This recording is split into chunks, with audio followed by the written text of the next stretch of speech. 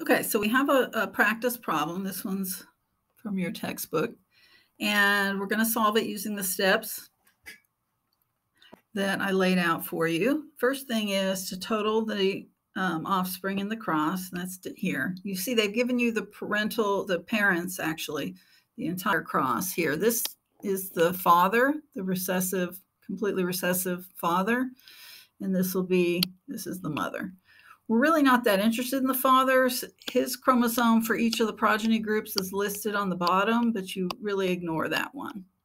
I think you can tell. It does get to be kind of a visual mess. So I typically would only list the chromosome from the mother.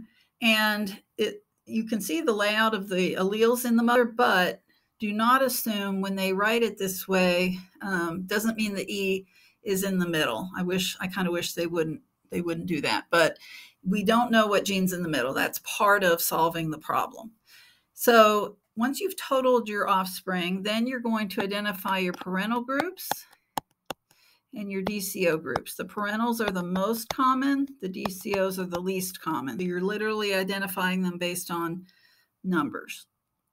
And then you're comparing those to see what gene's in the middle. In this case, all of the wild type, the plus sign means wild type alleles. All the wild type alleles are on one of the mother's chromosomes, and all of the recessive alleles are on the other. And so when you look at those two parental chromosomes and you compare them to the two DCO chromosomes, and by that I mean the top ones, this one is fairly easy to see. It's the SS here. If you switch those, it would recreate what you see in the parental groups. So the SS is the gene in the middle, and therefore your mother's genotype needs to be written with the correct gene in the middle. So ST plus, SS plus, E plus, and then ST, SS, E.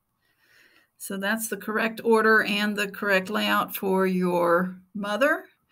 And then what we're going to do is figure out the distance between the genes.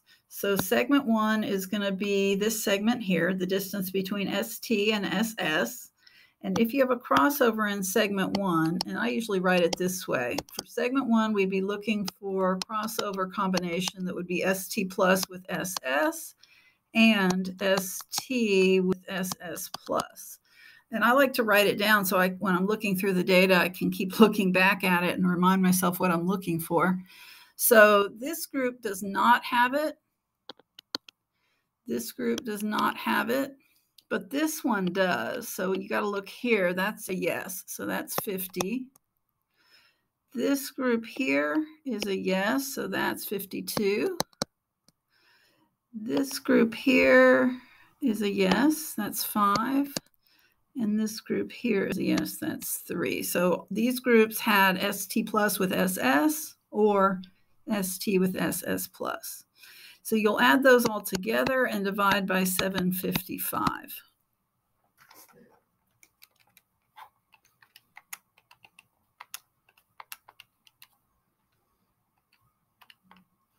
So I get point recombination frequency is 14.57%.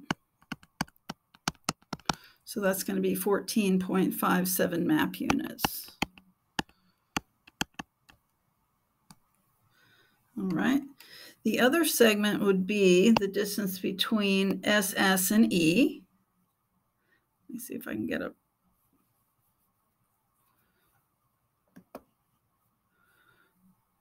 see if I can get an eraser. Here we go.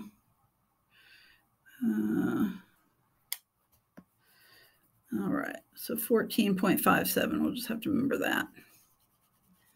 So for segment 2, we're going to be looking for,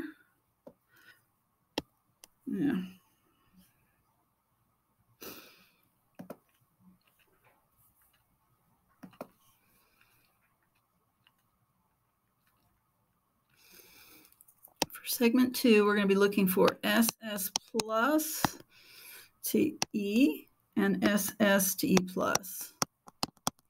So that's going to be my combinations that I'm looking for. And when I look through the data, what you'll find is that you do find it with this group with 5. You do find it with the group of 3.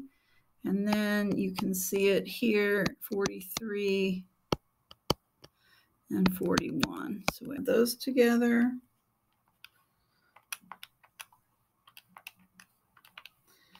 Divided by 755 equals recombination frequency is 12.19%. So that's 12.19 map units. So your final map would be, I'm going to draw it up here.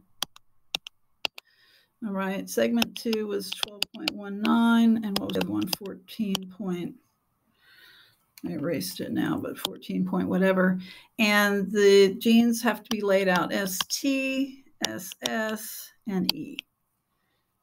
All right, you can put S plus, SS plus, and E plus if you like, but that's just a generic representation of the chromosome. Then they're going to ask you what's the configuration of the alleles in the mother. So in this mother, you have an all cis arrangement because all the recessives are on the same chromosome. So it's nice when you have, it's nice when you have an all cis arrangement because that's the easiest one. It's the easiest sentence to write. Oops, I'm going to erase the whole slide. All right. Then you're going to, so it's an all cis arrangement. Then you're going to be asked to calculate expected DCOs. Expected DCOs is recombination frequency for segment 1 times recombination frequency for segment 2 times total, which is this case 755. All right, so let's do that.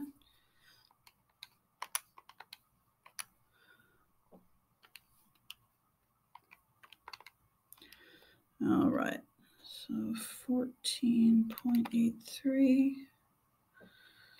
so 0.1483 times 0.1217, right, times 755. All right, I'm getting 13.63, something like that. So that's how many DCOs you expected. And you got 8. So your C of C is 8 over 13.63.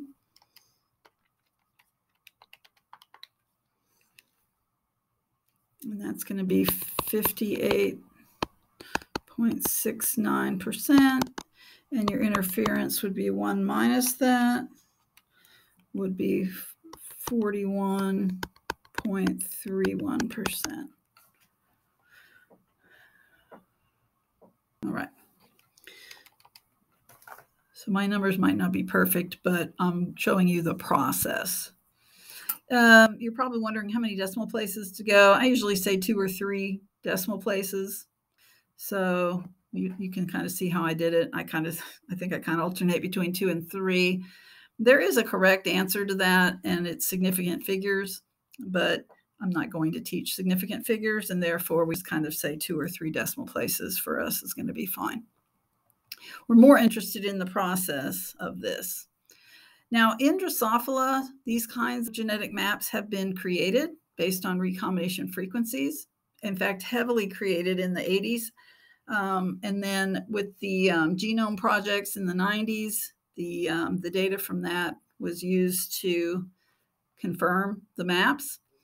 Human maps have not used recombination frequencies as much because it's hard to get enough offspring that fit the parameters for the type of cross that you need. But any map that's based on recombination frequency data is called a genetic map. There are other kinds of maps in genetics, but if it's a map based on with map units for distances or centimorgans for distances, that means it's a genetic map. Here's just a picture of this is not the entirety of the Drosophila map, but they had so many genes on the map. What they did was they set one end of the chromosome kind of arbitrarily as 0, and then they put the genes on the map as a distance from 0.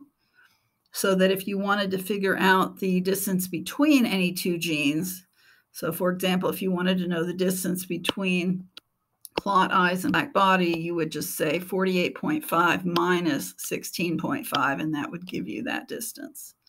It was just a simpler way of showing all the data at once.